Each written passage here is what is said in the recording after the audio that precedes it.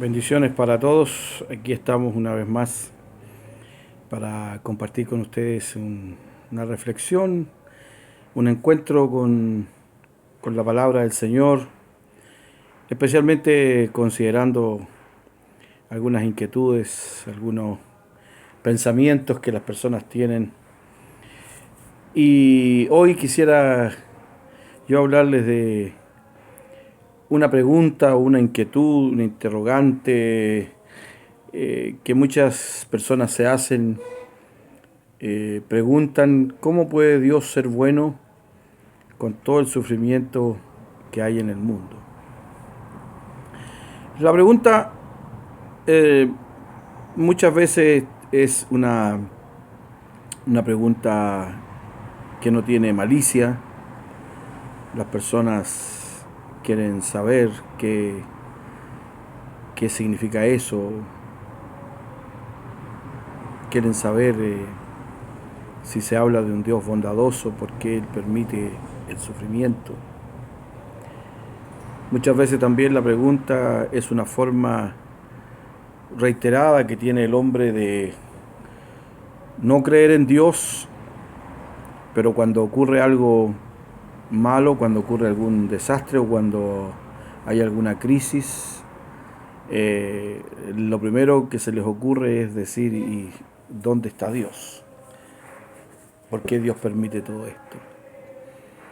Cuando nosotros nos fijamos en la palabra de Dios, porque es ahí donde está nuestro principal fundamento, entendemos que Dios es bueno y no solo eso, sino que además Dios es un Dios de propósitos.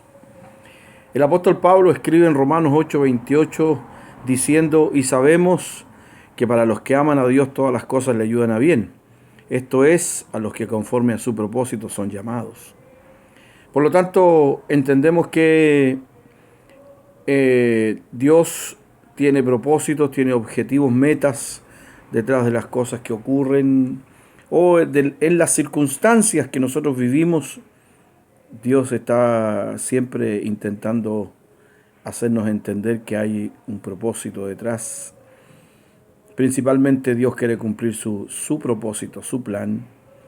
Y como Él siempre ha querido además incluir al hombre dentro de su plan, es parte también importante en el plan de Dios.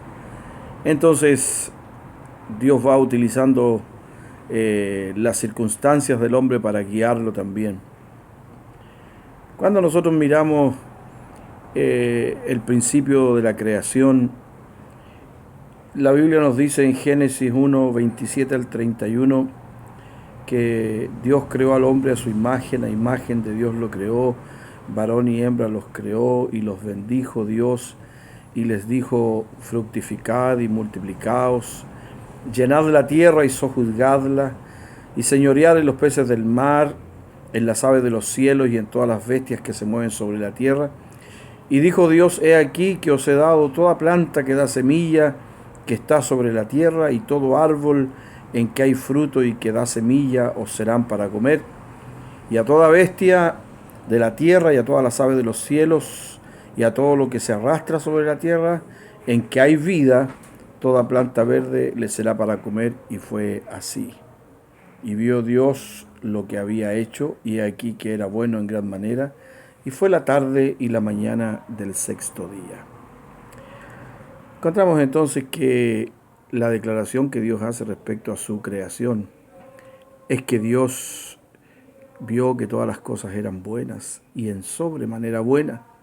Entonces no le podemos atribuir a Dios ningún despropósito, no le podemos atribuir a Dios una actitud egoísta, haciendo que el hombre pase por circunstancias difíciles y no actuando en favor del hombre que está en esas circunstancias difíciles. Pero también la Biblia nos dice en el mismo libro de Génesis la razón o una de las razones por las cuales el hombre está viviendo estas circunstancias.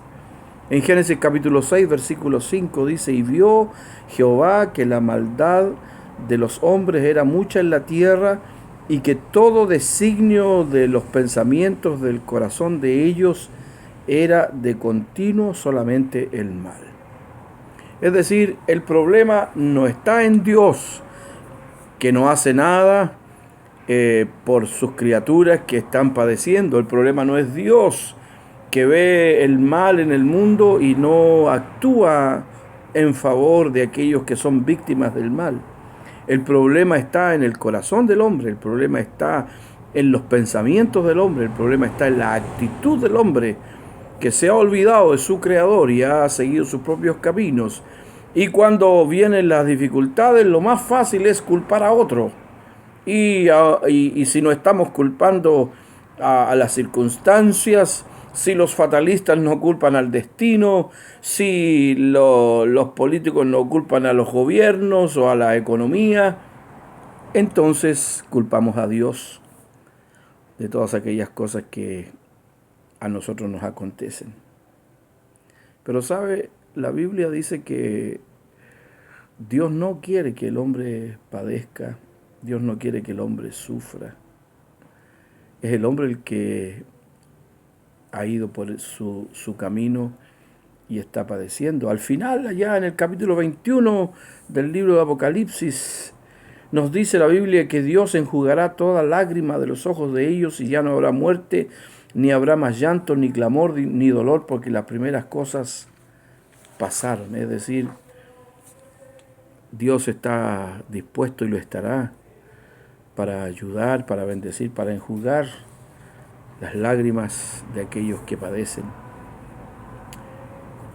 Nosotros leemos en los evangelios al Señor Jesucristo hablando a sus discípulos. Evangelio de Juan, capítulo 16, versículo 33. El Señor le dice a sus discípulos: estas cosas os he hablado para que en mí tengáis paz. En el mundo tendréis aflicción, pero confiad, yo he vencido al mundo. Estas palabras nos ayudan a que nosotros podamos confiar que a pesar de las tantas dificultades y a pesar de tantos temores y a pesar de tantas circunstancias difíciles que vivimos, el Señor dice: confiad. Yo les he enseñado todo esto para que en mí tengan paz. El Señor dijo: mi paz os dejo, mi paz os doy, no como el mundo la da, yo os la doy. Y el Señor dice: en el mundo tendréis aflicción. Por lo tanto, está diciendo la Escritura que si pasamos por alguna situación es algo que estaba ya escrito y dicho por el Señor. Pero el Señor no nos deja solamente en la aflicción, dice: confiad, yo he vencido al mundo. O sea, podemos confiar en aquel que ha vencido, podemos poner nuestra esperanza en aquel que ha resucitado de los muertos, podemos echar toda nuestra ansiedad, como dice el apóstol Pedro, sobre Él, porque Él tiene cuidado de nosotros. Podemos entregar nuestras cargas, venir a Él y descansar, porque Él ha vencido al mundo. Es Jesucristo el que nos saca del dolor, el que nos saca de la angustia, o el que nos ayuda en medio del dolor y de la angustia. Estimados, debemos confiar en el Señor y debemos poner a un lado la costumbre de culpar a Dios de todas aquellas cosas que nos ocurren. En una oportunidad los discípulos iban con el Señor Jesucristo por un camino y encontraron a un ciego allí, un ciego que había nacido de esa manera. Y los discípulos le preguntan al Señor: Señor, ¿quién pecó, este o sus padres, para que haya nacido así? Porque la idea es muchas veces que el pecado trae la enfermedad. No es así siempre.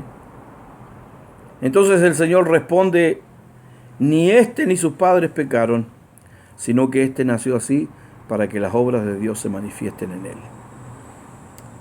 Es probable que en este momento tú o alguien que tú conozcas esté pasando por alguna aflicción, algún momento doloroso, alguna crisis de cualquier tipo. Es el momento para creer que las obras de Dios pueden manifestarse en nuestra vida, aún en los momentos más difíciles. El Señor puede manifestarse en tu vida, puede manifestar sus obras en tu vida, aun cuando estás viviendo un tiempo muy difícil. Confía en el Señor, confía en Él y Él hará.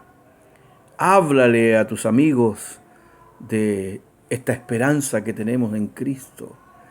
Dile a tus amigos lo que el Señor ha hecho por ti, de cómo Él ha transformado aquellas dificultades, aquellas situaciones difíciles en una bendición.